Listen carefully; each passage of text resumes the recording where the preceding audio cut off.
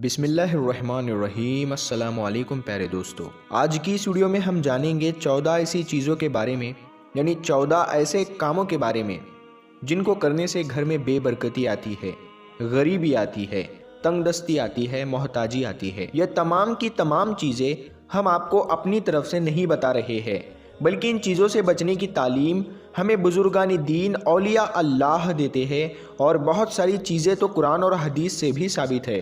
तो आप इस वीडियो को ज़रूर देखें और आप जान पाएंगे कि वो 14 चीज़ें क्या क्या है जिन चीज़ों से हमें बचना चाहिए। अक्सर लोग नहीं बचते, जिसकी वजह से वो बेबरकती का शिकार हो जाते हैं। और ज़्यादातर लोगों को ये भी शिकायत रहती है कि हम कमाते तो बहुत है, लेकिन हमारे हाथ में पैसे नहीं टिकते, बरकत नहीं है, पता नहीं किधर किधर ख़त्म हो जाते हैं, खर्च हो जाते हैं, कुछ भी पता नहीं चलता।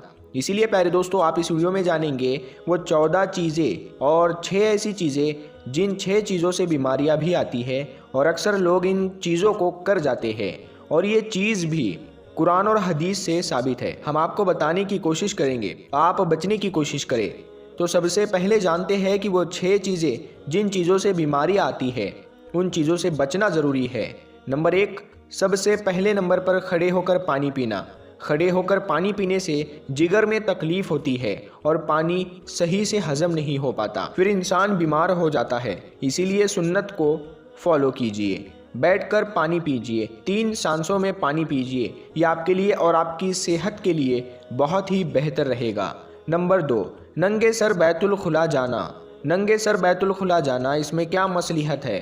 तो सुनिए, हदीस मुबारका में है कि टॉयलेट में यानी बैतुल खुला में खबीस होते हैं, जिन्नात होते हैं, जिन्नियाँ होती है। जब इंसान नंगे सर बैतुल खुला जाएगा तो फिर वो हमलावर होते हैं, फिर इंसान असरात में मुब्तला हो जाता है, फिर इंसान बीमार हो जाता है।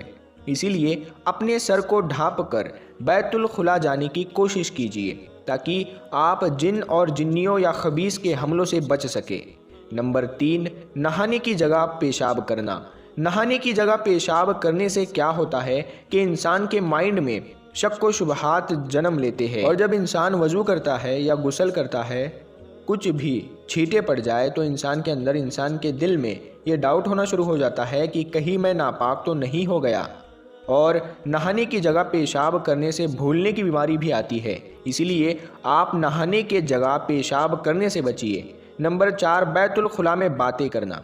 बैतुल खुला तो वैसे भी जिन्नातों शयातीन के अड्डे होते हैं। वहाँ पर इंसान जब बातचीत करेंगे तो वो शयातीन, जिन और जिन्नियाँ, वो खबीस बहुत ही जल्द इंसान पर हमलावर होंगे, फिर इंसान तरह तरह के असरात में मुब्तला हो जाएगा।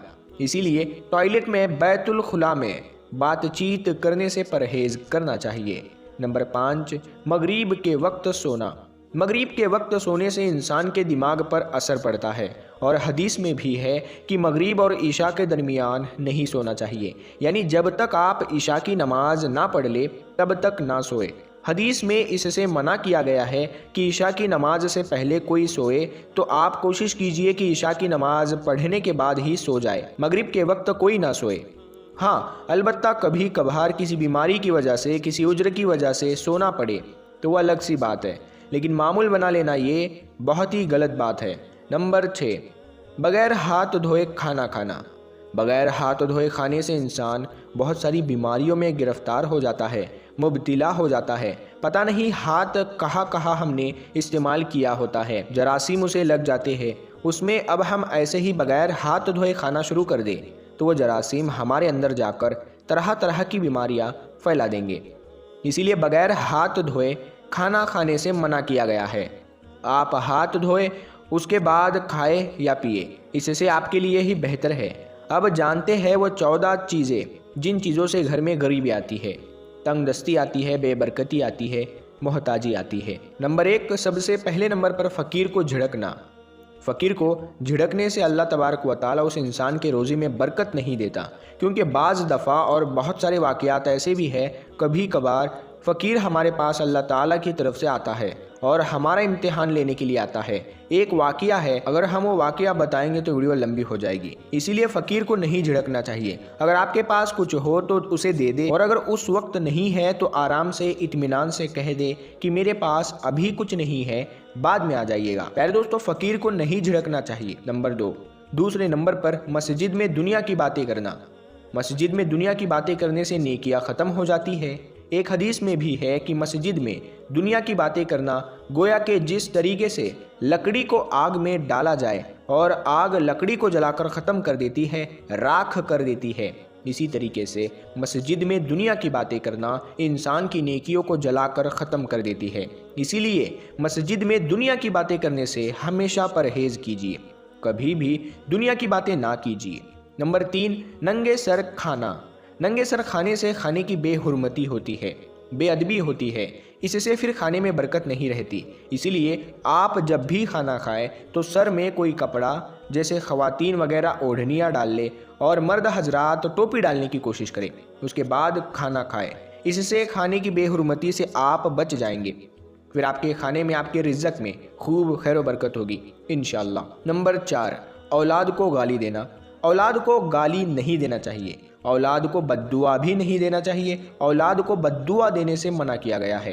क्या पता कोई वक्त कबूलियत की हो, उस वक्त आपके मुंह से बद्दुआ निकल जाए और वो बद्दुआ कबूल हो जाए, आपके औलाद के हक में वो कबूल हो जाए, फिर आपके औलाद की ही सत्यानाश शुरू हो जाए। इसीलिए औलाद को कभी भी बद्दुआ नहीं देना चाहिए, गाली भी नहीं देनी चाहिए।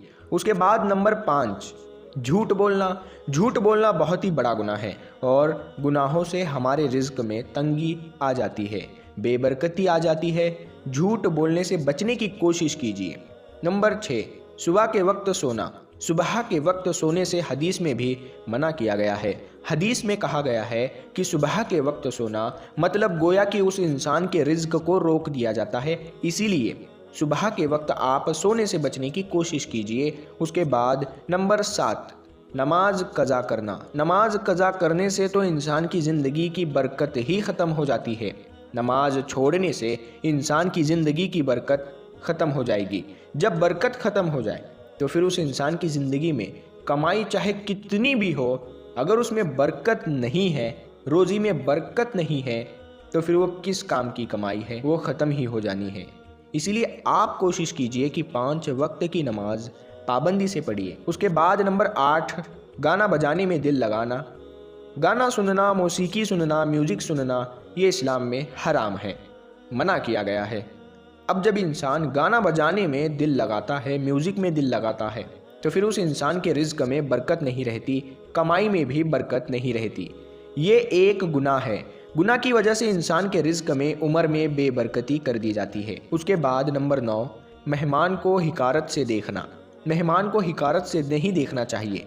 मेहमान जब आता है तो अपना रिज़्क़ खुद लेकर आता है। मेहमान के आने से उस घर में बरकतें ज़्यादा हो जाती है। मेहमान को कभी भी हिकारत की नज़र से ना देखे। नंबर 10, कुरान पाक को बेवजह हाथ लगाना। ये बहुत बड़ा गुनाह है। गुनाह से रिज़्क़ की तंगी बढ़ जाती है। नंबर 11, बग़ैर बिस्मिल्लाह के खाना या पीना। अल्लाह ताला की नेमतें खा रहे हो और बग़ैर बिस्मिल्लाह के खा रहे हो तो आप नाशुक्रापना कर रहे हो।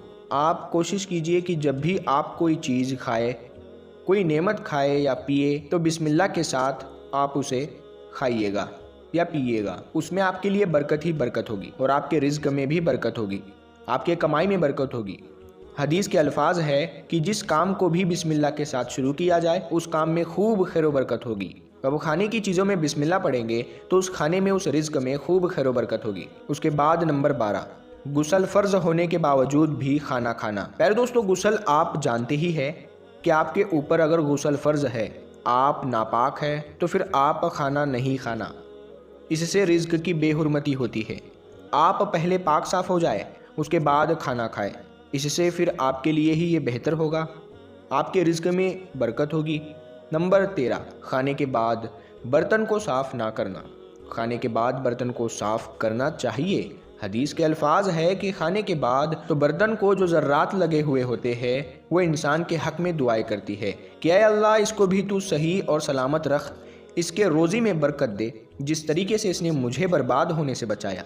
नंबर 14, आखिरी पॉइंट है अहलो अयाल से लड़ना, जहाँ कहीं पे भी अपने रिश्तेदारों से सिला रहमी करने के बजाय कता रहमी की जाए, उनसे लड़ा जाए, झगड़ा जाए, ताल्लुक तोड़ा जाए, तो फिर उस घर में, उस मोहल्ले में, उस गली में बरकत नहीं रहती। इसीलिए आप सिला रहमी करने की कोशिश करें, कता रहमी से बचिए। कता रहमी करना, जो कोई भी इंसान कता रहमी करता है 3 दिन तक किसी भी मुसलमान भाई से अपनी बोलचाल को बंद रखता है, झगड़ा करके, कता रहमी करके, तो फिर वो इंसान अगर उस दरमियान में उसका इंतकाल हो गया तो वो जन्नत में नहीं जा सकता, वो सीधा जहन्नम में जाएगा। हदीस के अल्फाज है, इसीलिए आप सिला रहमी करें, अहलो अयाल से लड़ना झगड़ना बंद करें, अपने रिश्तेदारों के साथ में मोहब्बत से पेश आए। भले वो आपके साथ किस तरह से भी पेश आए, लेकिन आप हमेशा अपने रिश्तेदारों के साथ ताल्लुक़ बनाए रखें। अल्लाह ताला आपको इसका अज्र ज़रूर देगा, इसका सवाब ज़रूर देगा, ये आपकी ज़िंदगी में कहीं ना कहीं काम ज़रूर आएगा। तो प्यारे दोस्तों, ये जो 14 बातें थी, जो 14 चीज़ें थी,